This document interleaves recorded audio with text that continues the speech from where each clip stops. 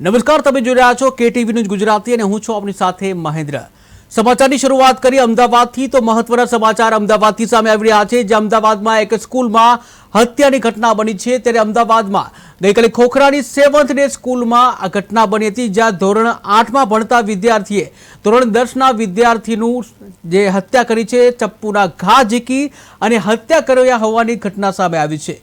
ત્યારે ધક્કામુક્કા જેવી સામાન્ય બાબત હતી। આ ધક્કામુક્કી જેવી સામાન્ય બાબતમાં સમગ્ર ઘટના બની હતી, જ્યાં ધોરણ 8ના વિદ્યાર્થીએ ધોરણ 10માં ભણતા વિદ્યાર્થીને તેના સાગીરતો બોલાવી અને સ્કૂલના ગેટની બહાર હત્યા કરી હોવાની વિગતો સામે આવી છે। ત્યારે હાલ તો વાલીઓ શાળાએ પહોંચ્યા હતા અને હલ્લાબોલ મચાવ્યો હતો। ત્યારે વધુ એકવાર આ પ્રકારની એક ઘટના સામે આવી છે। ઉલ્લેખનીય છે કે વિદ્યાર્થીઓમાં આ પ્રકારનું હિંસક વર્તન છે એક ચિંતાનો વિષય છે। ત્યારે ખાસ કરીને અમદાવાદમાં ગઈકાલે ખોખરાની 7th ડે સ્કૂલ છે તેની આ ઘટના બની હતી, જ્યાં ધોરણ 8માં ભણતા વિદ્યાર્થીએ ધોરણ 10ના વિદ્યાર્થીનું જે ચપ્પુના ઘા ઝીકી અને ગેટની બહાર જે શાળા છે શાળાના ગેટની બહાર જ ચપ્પુના ઘા ઝીકી હત્યા કરી દેતા ચકચાર મચી ગઈ હતી। ત્યારે ધક્કામુક્કાઈ જેવી સામાન્ય બાબત હતી અને આ સામાન્ય બાબતમાં વિદ્યાર્થીની હત્યા કરવામાં આવી હતી। ત્યારે વિદ્યાર્થીને શાળાની બહાર છરીના ઘા ઝીકી હત્યા કરી દેતા ચકચાર મચી ગઈ હતી। સમગ્ર ઘટનામાં વિદ્યાર્થી ગંભીર રીતે ઘાયલ થયો હતો અને તેને તાત્કાલિક મણિનગરની ખાનગી હોસ્પિટલમાં ખસેડવામાં આવ્યો હતો, જ્યાં તેનું સારવાર દરમિયાન મોત નીપજ્યું હતું। ત્યારે વિદ્યાર્થીના મોત બાદ વાલીઓમાં એક આક્રોશ જોવા મળ્યો હતો। સિંધી સમાજનો વિદ્યાર્થી હતો। સિંધી સમાજના લોકોમાં એક આક્રોશ જોવા મળ્યો હતો, જ્યાં લોકોએ મોટી સંખ્યામાં શાળાએ પહોંચી અને તોડફોડ મચાવી હતી। ત્યારે ઉલ્લેખનીય છે કે આરોપી વિદ્યાર્થી શાહ આલમનો રહેવાસી છે, જ્યાં ટોળું જે શાળામાં ઘૂસ્યું હતું અને તોડફોડ મચાવી હતી। ત્યારે સામાન્ય જે બાબત જે ધક્કામુક્કી જેવી બાબતમાં આ પ્રકારની જે હત્યા થઈ છે અને આ હત્યા થતા ચકચાર મચી ગઈ છે। આ સાથે જ NSUIના પ્રદેશ પ્રવક્તા નારણ ભરવાડ જોડાઈ ગયા છે। નારણભાઈ, કેટીવીમાં આપનું સ્વાગત છે। જી નારણભાઈ, જે રીતની ઘટના સામે આવી છે, વિધર્મી વિદ્યાર્થી દ્વારા સિંધી સમાજના વિદ્યાર્થીનું હત્યા કરવામાં આવી છે, શાળાના ગેટની બહાર હત્યા કરવામાં આવી છે, શું છે આપની પ્રતિક્રિયા? શાળા અનેકવાર વિવાદોમાં આવી ગઈ છે, છતાં પણ જિલ્લા શિક્ષણ અધિકારી ઉપર જે ડીઓના અધિકારીઓ છે એ અવારનવાર આ સ્કૂલમાં આવો બનાવ બનતા હોય છે। સ્કૂલોમાં ડ્રગ્સ વેચાય છે, દારૂ વેચાય છે, એવી પણ ફરિયાદો છે। વિદ્યાર્થીઓને હેરાનગતિ થાય છે, એવી પણ ફરિયાદો છે। જ્યારે વિદ્યાર્થીઓને છરી મારવામાં આવે છે, અડધો કલાક સુધી વિદ્યાર્થી ત્યાં પડ્યો રહે છે, છતાં પણ સ્કૂલ દ્વારા કોઈ પગલાં લેવામાં ના આવ્યા અને શાળામાં નિયમો જાણે હોય તે ટાઈપનું વર્તન થયું છે। શાળામાં આજે વિદ્યાર્થીએ જીવ ગુમાવ્યો છે, તેનું મુખ્ય કારણ સ્કૂલનું મેનેજમેન્ટ છે। સ્કૂલના મેનેજમેન્ટ સુરક્ષાકર્મી શું કરતા હતા, અડધો કલાક સુધી વિદ્યાર્થીઓને છરી મારી, લોહી નીકળ્યું, આજે વિદ્યાર્થીનું મૃત્યુ થઈ ગયું છે, છતાં ત્યાંના સુરક્ષાકર્મીઓ પહેલા તો શું કરતા હતા, ત્યાંના સ્ટાફ શું કરતા હતા, ત્યાંના પ્રિન્સિપલ શું કરતા હતા, એ ખૂબ જ ગંભીર પ્રશ્ન છે। જી નારણભાઈ, વધુ વાત કરવામાં આવે કે વાલીઓ છે તેઓનો એક આક્રોશ જોવા મળ્યો હતો। તમે જોવો કે વિદ્યાર્થીનો જીવ ગુમાવ્યો છે। આજે શાળામાં વિદ્યાર્થી ભણવાની જગ્યાએ તમે વિદ્યાર્થી છરી હાથમાં લઈને આવે છે, છતાં તેના પર સુરક્ષા કર્મીઓ કોઈ ધ્યાન ના આપ્યું। એનું મુખ્ય કારણ આજે વિદ્યાર્થી જીવ ગુમાવ્યો છે। જે પણ આમાં સંડોવાયેલા અધિકારીઓ હોય, સ્ટાફ હોય કે જે બી આરોપી હોય, એના ઉપર કડકમાં કડક સજા થવી છે।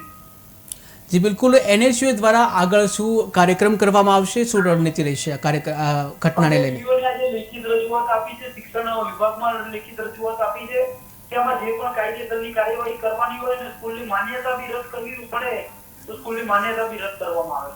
જી નારણભાઈ, કેટીવીમાં જોડાવા બદલ આપનો ખૂબ ખૂબ આભાર।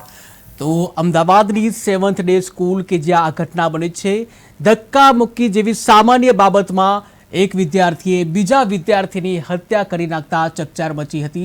ઉલ્લેખનીય છે કે વાલીઓ દ્વારા પણ આક્ષેપ કરવામાં આવ્યા છે કે આ સ્કૂલમાં વિદ્યાર્થીઓ ચપ્પુ જેવા હથિયાર પણ રાખતા હોય છે। અગાઉ અનેકવાર આ અંગે શાળામાં ફરિયાદ પણ કરવામાં આવી, છતાં પણ કોઈ પગલાં લેવામાં નથી આવ્યા તેવો વાલીઓ દ્વારા પણ આક્ષેપ કરવામાં આવ્યો છે। જ્યાં ઘટના બનતા જ ચકચાર મચી ગઈ હતી અને વાલીઓનું ટોળું છે વિફર્યું હતું અને શાળામાં તોડફોડ પણ કરી હતી।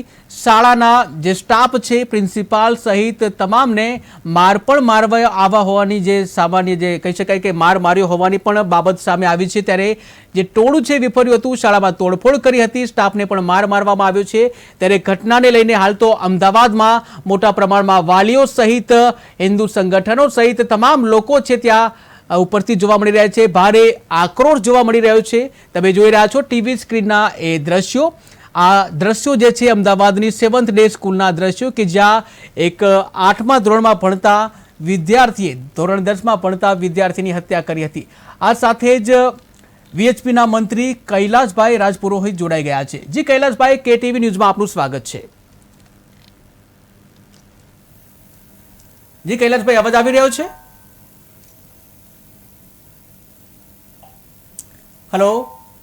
તો ટેકનિકલ ખામીના કારણે સંપર્ક તૂટી ગયો છે। જે પ્રકારની જે ઘટના બની છે તેને લઈને વાલીઓમાં ખાસ આક્રોશ જોવા મળી રહ્યો છે।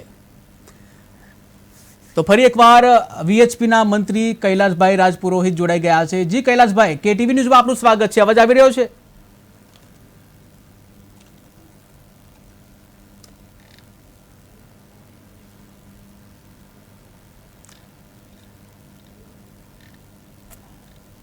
તો આ ઘટનાને લઈને ચકચાર મચી ગઈ છે, જ્યાં ધક્કામુક્કી જેવી સામાન્ય બાબત છે અને સામાન્ય બાબતમાં વિધર્મી વિદ્યાર્થી દ્વારા જે હત્યા કરી હોવાની ઘટના સામે આવી છે, જેને લઈને ચકચાર મચી ગઈ છે। ત્યારે આ સાથે જ સાયકોલોજીના નિવૃત્ત પ્રોફેસર ડોક્ટર જીગર પરીખ જોડાઈ ગયા છે।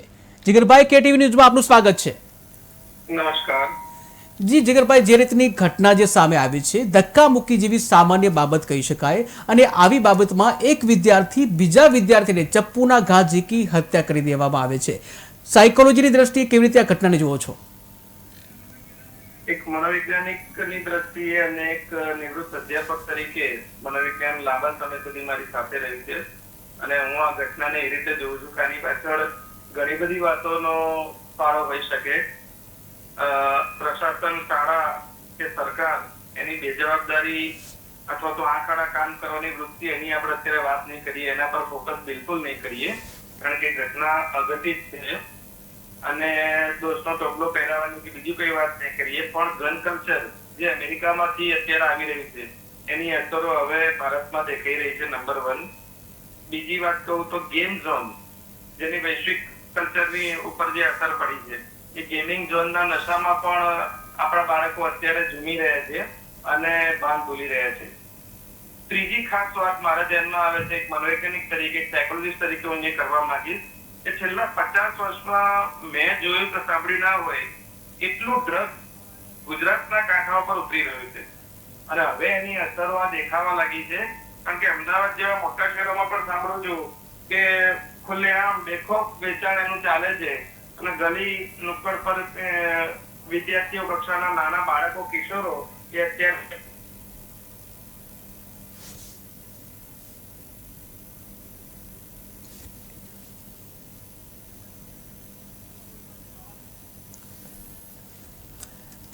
જી તો ટેકનિકલ ખામીના કારણે અવાજ નથી આવી રહ્યો।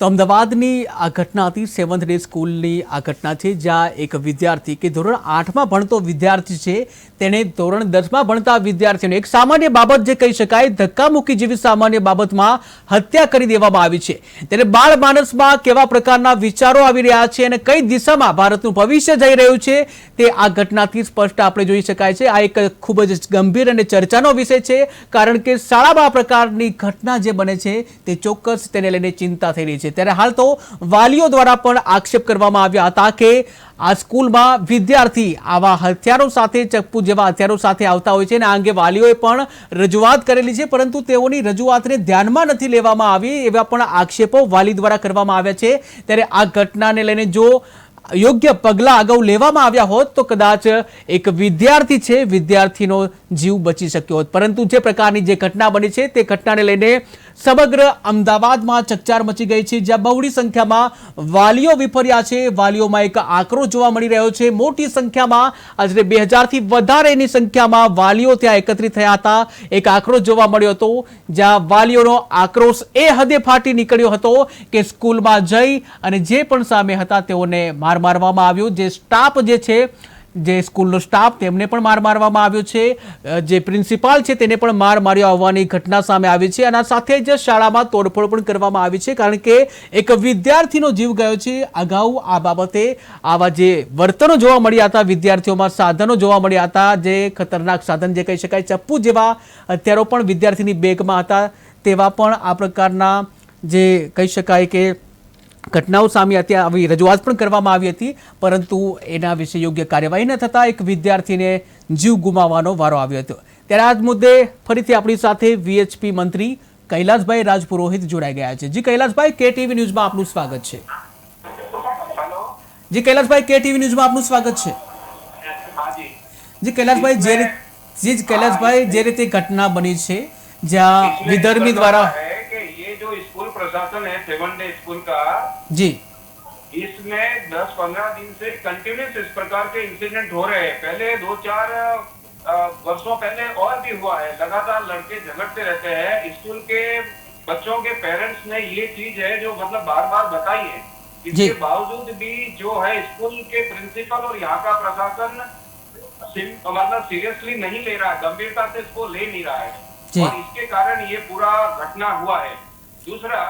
दूसरा बिंदु ये है कि जिस मदरसे से बच्चा पढ़ के आया है वो मदरसे में कैसा उसको तालीम दिया गया है कि एक 10 साल 9 साल के बच्चे को हाथ में छुरी लेके दूसरे बच्चे को मार डालने का.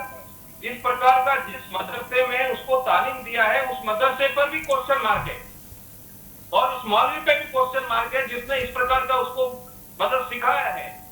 ये जो मानसिकता है सनातन संस्कृति के विरुद्ध एक आयोजनबद्ध मदरसों में जो तालीम दी है, ऐसे मदरसे जो सरकारी ग्रांट से चल रहे हैं उनके ऊपर सख्त एक्शन की मैं डिमांड करता हूँ.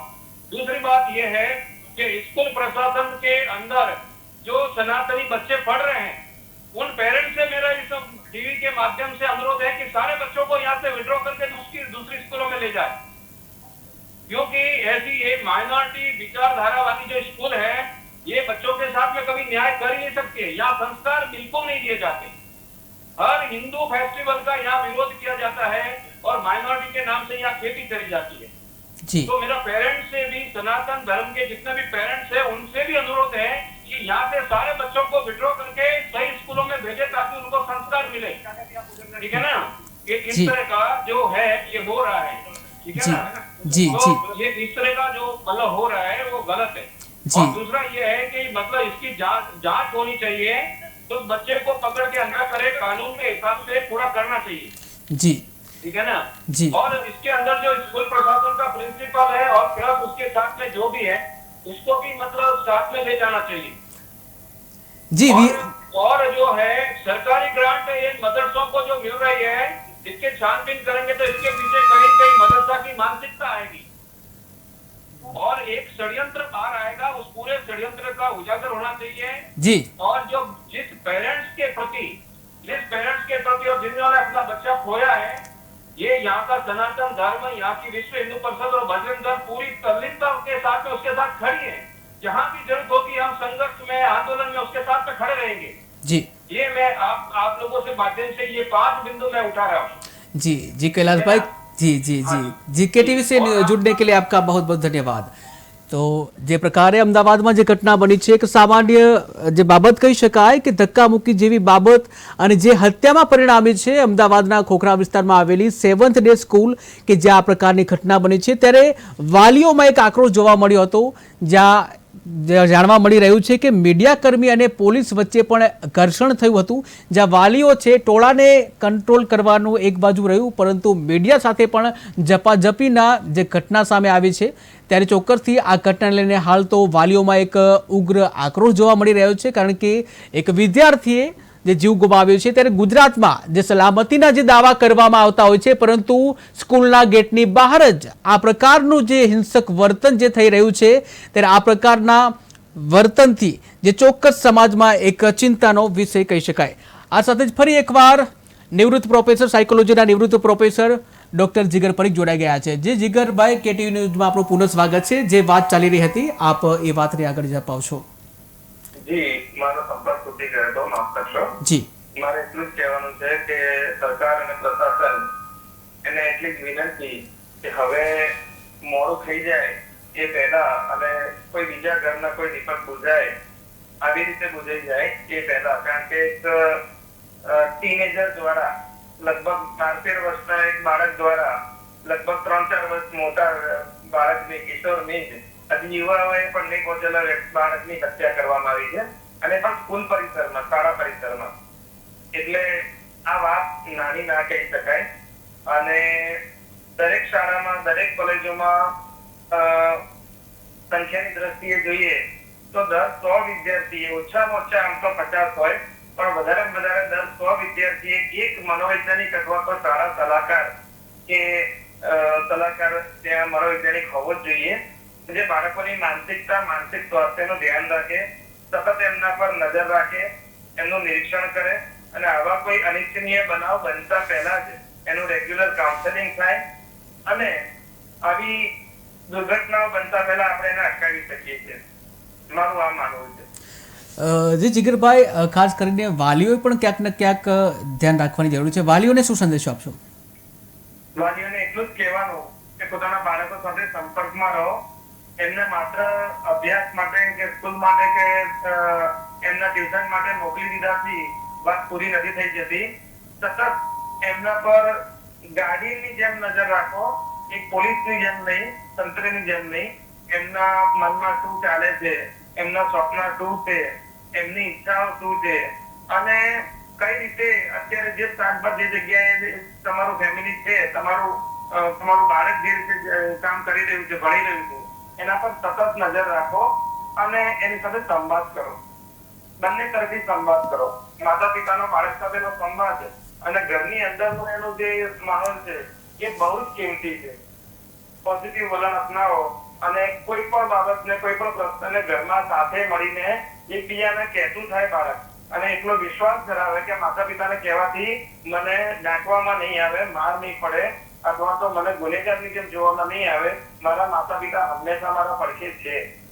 આ રીતનું એક વાતાવરણ જો ઊભું કરવામાં આવે તો આની ચોક્કસ નજીકના ભવિષ્યમાં સારી અસરો થશે.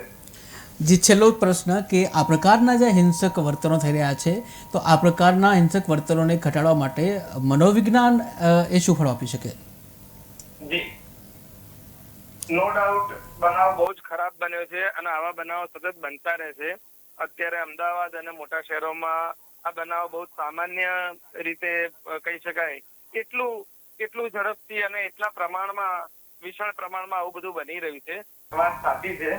તો જ્યોતિષ શાસ્ત્ર કે બીજું કે ત્રીજું કે એને દોષ નહીં દેવાના બદલે આપણે એક મનોવૈજ્ઞાનિક તરીકે વિચારીએ તો લોકોની માનસિકતા, લોકોમાં હતાશા અને ચિંતાઓ અને સ્ટ્રેસ, એન્ઝાયટીનું પ્રમાણ સૌથી વધારે વધ્યું છે.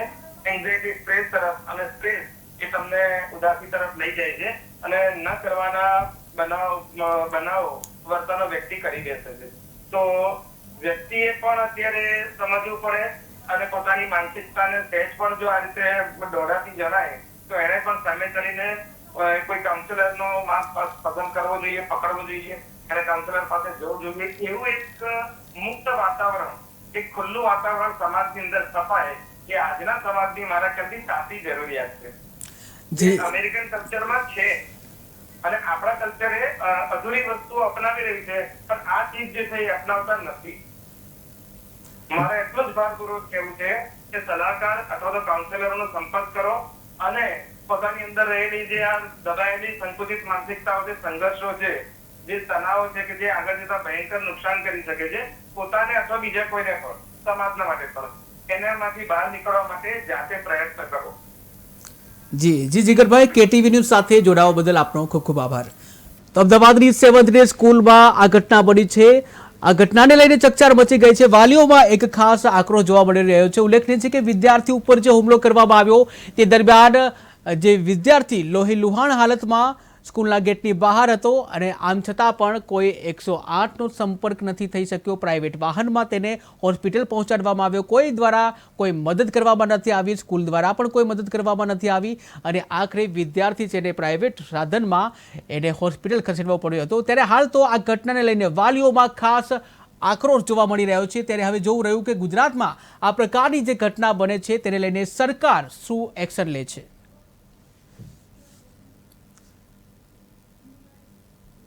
તો સમાચારમાં હાલ બસ આટલું જ. વધુ સમાચાર માટે જોતા રહો KTV ન્યૂઝ ગુજરાતી. નમસ્કાર.